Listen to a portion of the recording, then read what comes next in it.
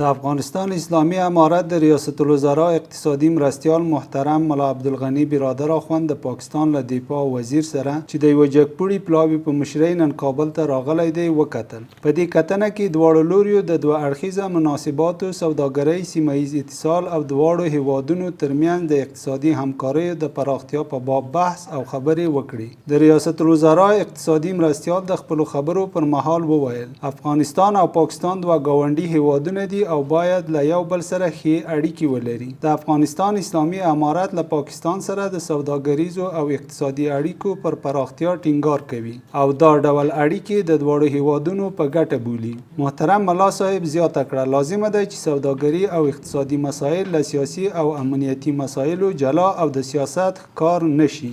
محترم ملا عبدالغني برادر اخوند وویل اسلامي امارت له پاکستان څخه د هغو افغانانو د خلاصون غوښتنه کوي چې اوس مهال د پاکستان په زندانونو کې بندیان دي. محترم ملا صاحب زیاته کړه تورخم او سپین بولدک باید د ټولو مسافرو لپاره لازم سهولتونه برابر او د عاجلو ناروغانو په تګ راتګ کې باید ځانګړې اسانتیاوې رامنځته شي. پاکستاني لوري د افغانستان اسلامي امارت ته د ذکر شویو مسایلو د حل ډاډ ورکړ او زیاته یې کړه چې په دې اړه به اړوندو وزارتونه او موظفې شوې کمیټې په چټکۍ سره کار وکړي.